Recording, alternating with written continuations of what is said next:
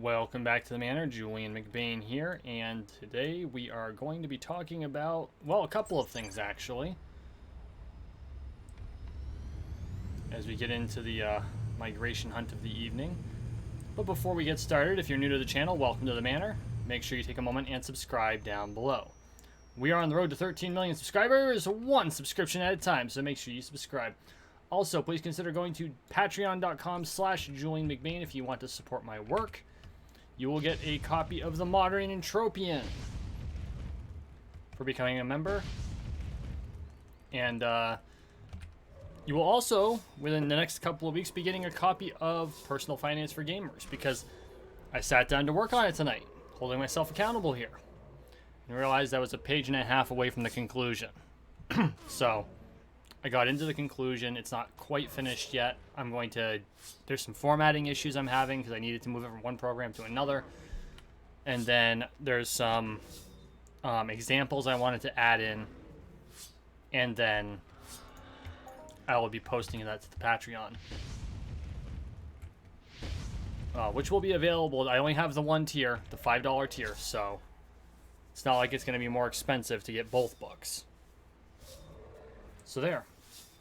But as I was doing the final touches on the content piece, because I mean the conclusions, analysis, and talking about things and stuff like that, but really the meat of the book happens in the body, and I finished the body of it today. And it reminded me of a story Napoleon Hill tells in Think and Grow Rich, and it's the story of R.U. Darby. Or more accurately, it's the story of R.U. Darby's uncle. See, R.U. Darby eventually would become known as I believe he was the one who became a life insurance salesman. Let me just double check this. I've got the book in front of me. Yeah. He became one of 50 people in his time period. Now keep in mind, this was the 1930s, to sell more than $1 million in life insurance a year. If you want to account that for inflation,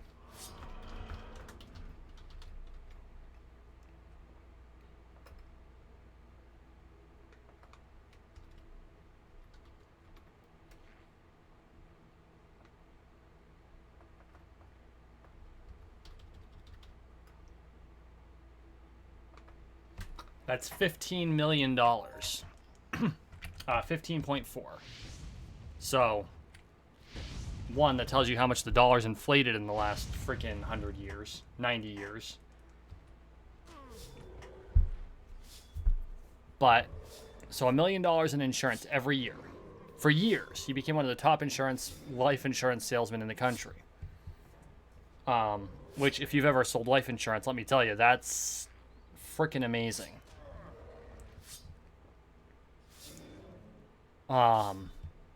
But before he did that, he went out with his uncle to dig for gold in the California Gold Rush, because that's what everyone did.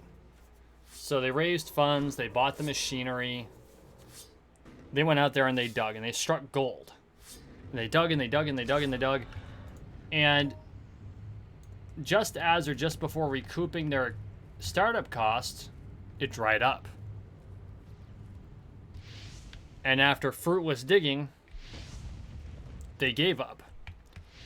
Sold the machines to a junk dealer for a fraction of what they paid for it.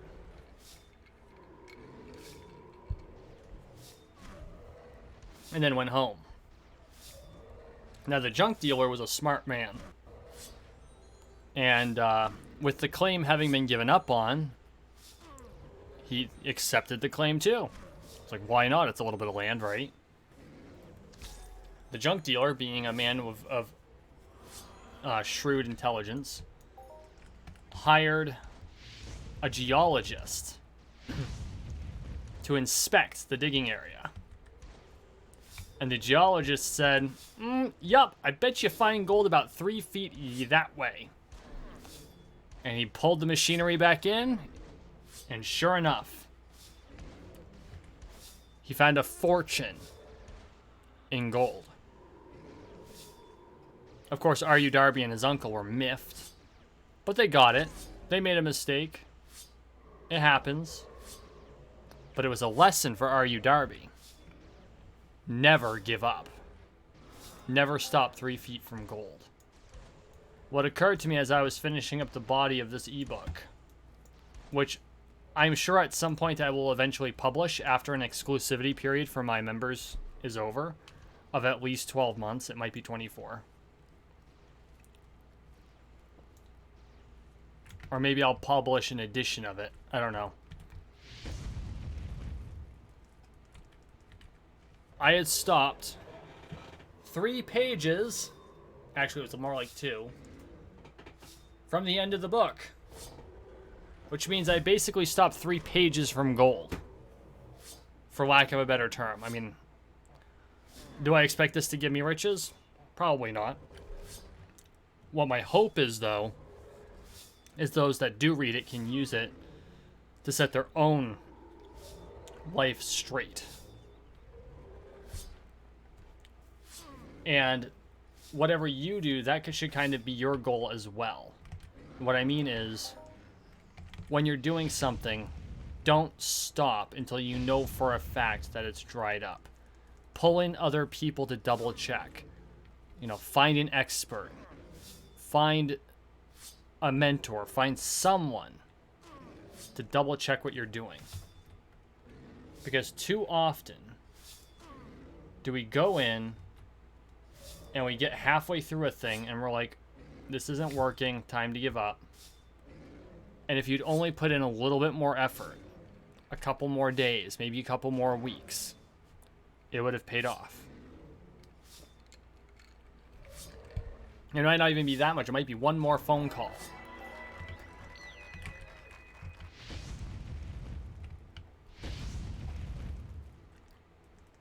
You know? It might have been just being a little more flexible, making sure the rules actually work in a way that they can work. Because, believe it or not, creative thinking will take you far. It really will. Thinking outside the box is how people get ahead in life. For some people, it brings them millions. For other people, it just gives them more time. It all depends on what you're really looking for. No. How am I thinking outside the box? Well, at one time I could have said being a YouTuber is me thinking outside the box, but my child's generation, his whole generation wants to be YouTubers if they're American. Actually, basically that's Western culture in a nutshell. They want to be YouTubers. Or TikTok celebs. Or, which I've got some bad news for them if that's the case.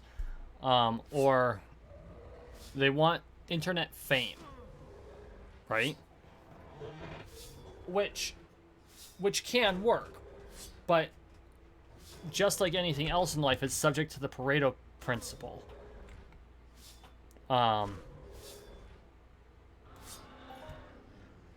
Which I actually discovered I am pronouncing incorrectly because it's Italian pronunciation is different. I think the Italian pronunciation is Pareto.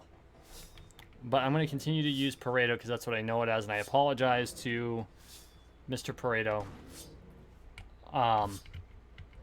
You know, it's the 80-20 rule. 80% of success goes to 20% of the input. Or 80% of your output comes from 20% of your input. That's a period dot situation. That is a law. So, 80% of the success is going to go to 20% of these kids who want to become YouTubers. Of them, 80% of that success will go to 20% of that group of 20%. And so on and so forth. That's you end up with the colloquial 1%. But that's literally the way it works. So, you know, if, as an example, if 80% of success goes to 20% of the population. Okay? So that's 80% of success goes to 20% of the population. Within that 20%, 80% of all of that success goes to 20% of that selected population. So let me pull out a calculator here, because geometric math is not my forte.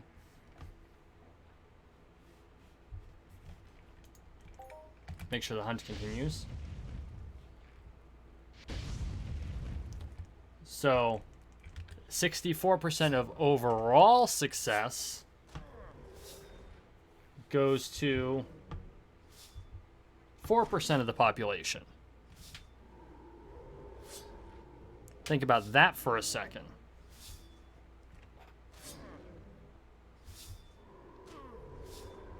And then 80% of that success goes to 20% of that 4%. That's 51.2% of success. Goes to just 0.8% of the population. 51% of all success goes to 0.8% of the population. That is the Pareto principle. And it's true. And it's a natural law. Anything you apply it to, you will find it to be absolutely correct. You can't artificially fix that. Or you can make the attempt, but inevitably it's going to end up happening the same way. It's just going to use other principles to make it work.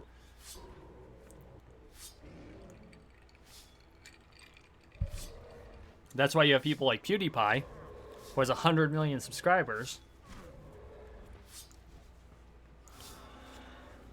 And then on the other end of things, you have people like me, who has 410. And that's not me bitching. That's just a fact of life. I understand that I'm crawling up the Pareto distribution. That is life. But here's the key. I also understand that I don't want to stop 3 feet from gold. I understand the principle of niching. And I have a rather interesting niche that I work within. Like, I do my Fallout 76 videos, and those are fun because it's kind of like a let's play. It's my Steam let off, right? It's how I let off Steam and do something a little bit different. But the entire reason I'm here, the reason I do what I do, is to motivate and educate gamers into realizing that all of the shit we do in a video game is absolutely applicable. Okay, not all of it. We're not going to be slicing and dicing Longtooth in real life. But the principles behind it absolutely function in real life. Doesn't matter the game. Find a game, I will find a principle that you can use in real life within the game. Okay? Even an absolute shit show like Borderlands. And don't get me wrong, I'm not ragging on Borderlands. I think the game's freaking awesome. I haven't played it in a while. I needed a break because you play one game for over a year, you're going to need a break. And I've taken breaks from this game. You've seen some of them. Some of them you haven't. Because I'll play just enough to do my content. But it doesn't mean I'm really active within the game. If I'm taking a break, I'll do my 2 videos for the week, or now 3 videos for the week. And that's all I'll play all week long. An hour and a half in a week. When I'm really playing the game, I'm playing 2 hours a day. Yeah. And I'm sure a lot of you do too.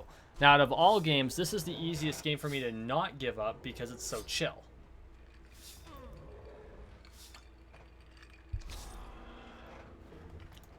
But like Fallout 76, I only play for my videos right now. Okay, that's not entirely accurate. I did some farming the other night. Yesterday, in fact. It's Monday, I did some farming on Sunday night.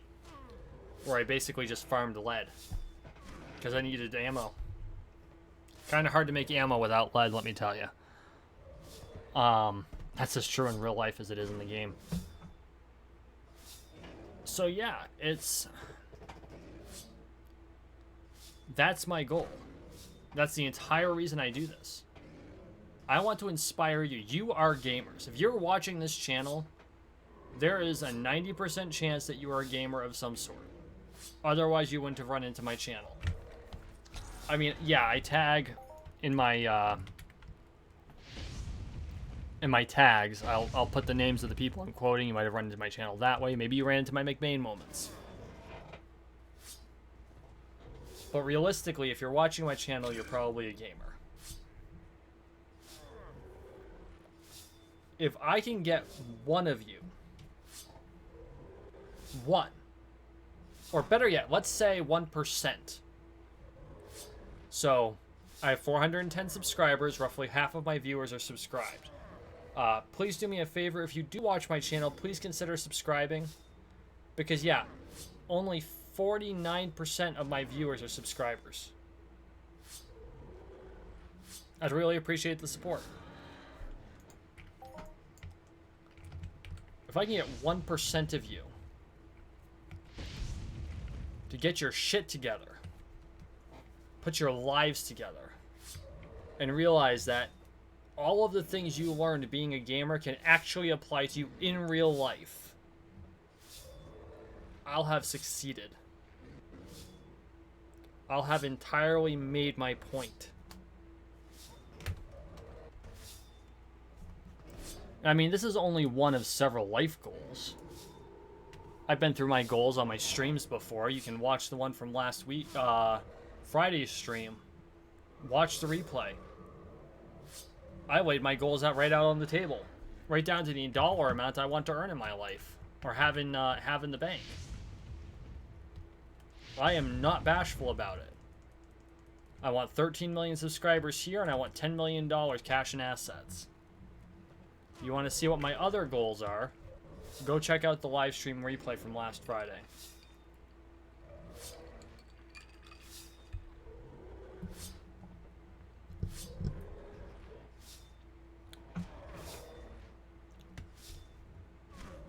But that's a result gained from providing,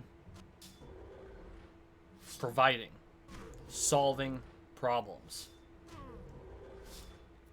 You know, for most people on YouTube, the problem they solve is a lack of entertainment, right?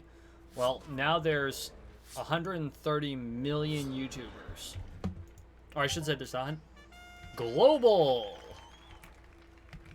And that comes out to 114 ped. Very nice. Thank you, Mindark.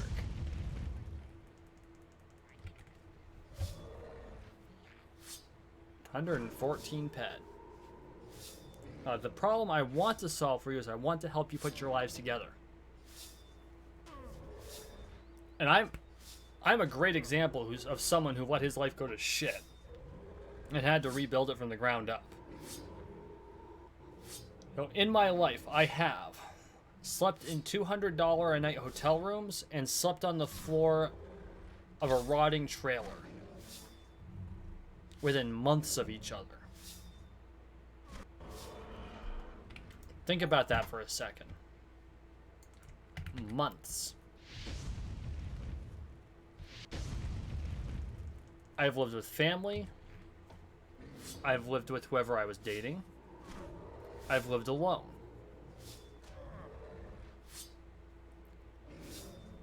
I've lived 2,000 miles from the people I care about the most. And I've had them right in my dooryard.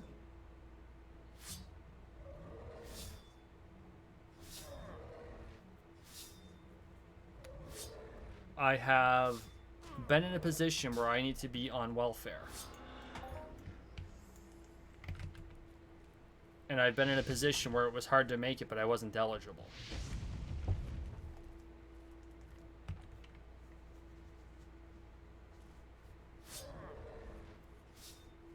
I've been through some shit. So, I know what it's like to hit rock bottom. The only place that I have not been, and I'm going to state this up front, I have never had to stay in a shelter. There have been a couple days where I thought I would have to. I lucked out. I was the lucky one. I have friends that weren't so lucky.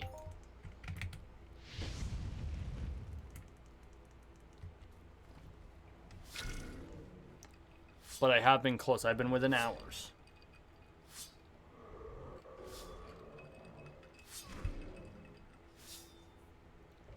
Currently, well, before I came back home for family reasons, I was on my way up. I was expecting a job with a 6-figure salary within a year. And I'm not bitching about not getting the job. This is just a fact of life. Sometimes shit happens.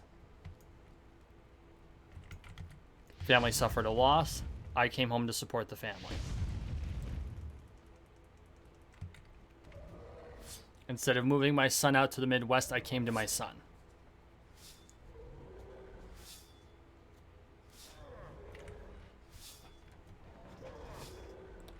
But if I can take all the accumulated wisdom and knowledge that I acquired, including all of the knowledge from my mistakes, and impart them to even a fraction of it to you, so that you don't have to make those mistakes, you don't have to make those choices, so that you can use that as a springboard. Or even if you are rock bottom right now and you see it as a hand or a rope to pull yourself up by, that's why I do this.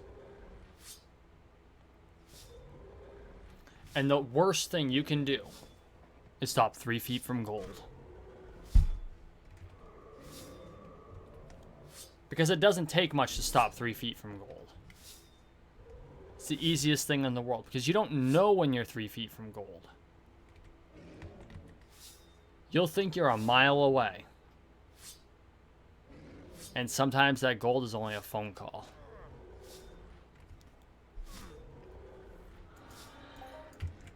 No, the job I'm in now, or... No, I can even directly attribute it, even though I'm technically working for a different businessman. The job I'm in now, I worked for a different person. Different franchisor of the same company. But the way I got the job I have, I had moved back to Vermont from North Dakota. I was working for the major electronics retailer, Best Buy. Good job, by the way. If you're working retail, get into Best Buy. I can't recommend them enough. And honestly, I didn't leave because I didn't like the job. I left because I had an hour commute each way. That's the honest to God's truth. I did want to get back into my industry. But I gotta say, after 5 years of working in an office, working in a place where absolutely everyone is basically a video gamer or geek of some sort, was just awesome. Like, taking a job and it's like, my people. I could just kind of like set up a mailbox. I'm home. And honestly, I would have accepted that. Like, I would have gone into management and done the whole thing. The whole shebang. But it was an hour commute. And the hours were not conducive to being a single father. So yeah, if you are in retail and you enjoy the retail environment, which has its perks, definitely has its cons, but it does have its perks. Strongly recommend Best Buy. I am not sponsored by Best Buy, but that would be cool.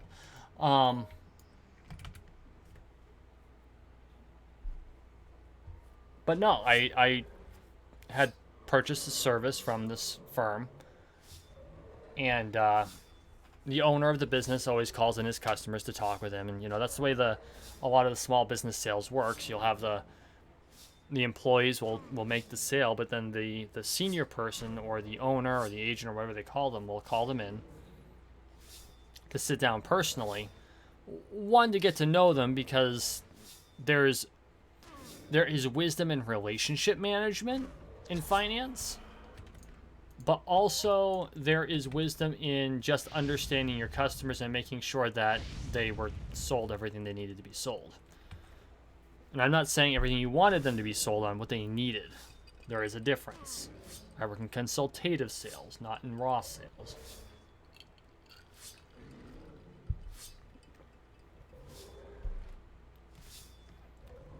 And I told him about my experience, because he asked me what I did in North Dakota, and I told him. He's like, oh, well, let me tell you about a program. And 6 months later, I was working for him. And now 2 years later, he's retired, and I'm working for someone else doing the same thing. Actually, the irony is I'm actually working with the segment I'm more comfortable with more often now than I was when I was working for the previous employer, which is hilarious. But because you do get comfortable working with certain types of people, certain segments. For me, I like working with two groups of people. I like working with people who they've hit bottom, or they're close to it, and they want to learn how to pull themselves up. How do I get out of this? Not how do I, it's how do I work to get out of this? What effort do I put in? What energy do I put in? What work do I need to do to pull myself out of this situation? The other group I like working with is the affluent client segment. And the reason I like working with affluent clients is because most of them have done the same thing. At least the people I work with. They're self-made. The percentage of people who have money that are self-made is far larger than the generational wealth group. By an order of magnitude. Because most generational wealth only lasts 3 generations. I'm dead serious. Most generational wealth only lasts 3 generations. Because it doesn't take much to demolish generational wealth. One stupid family member. Or one will that splits it too many ways. And then wealth taxes. They're there to demolish wealth. That's the entire purpose behind a wealth tax. And this is not meant to endorse or criticize wealth taxes or how they're put forward, but that's the literal definition. The reason that wealth taxes exist is because they're there to demolish wealth, or they're there to demolish generational wealth so that it doesn't become, you don't end up with noble families, basically. That's the original purpose behind it. For better or for worse.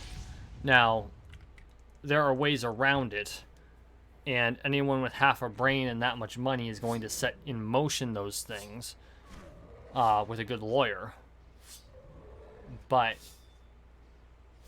that's the reason they're there. But those are the two groups, because you got the one group who is just starting out, but they've got the grit. Then you've got the other group who made it because they had the grit. So I guess really the people I enjoy working with are the people who have fucking grit.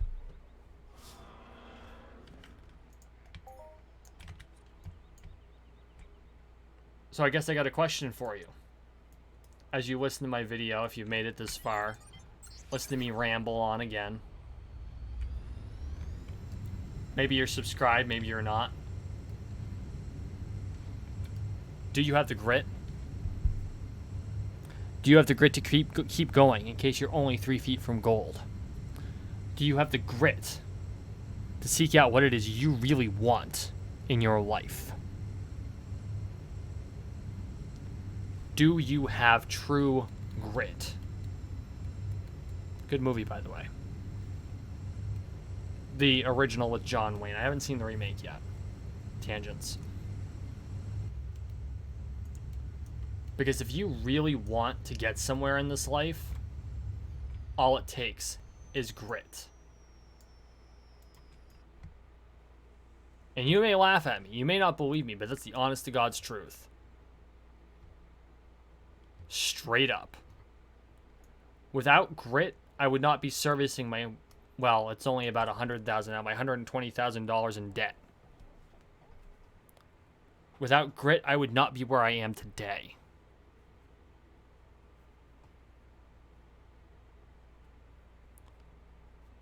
You have grit. Find it. And if you need help, you know where to find me. Thank you for watching. Thank you for listening. Please like, share, and subscribe down below. We are on the road to 13 million subscribers, one subscription at a time, so make sure you subscribe. Guys, I appreciate all the support. As always, you have a wonderful evening. We'll see you in the next one.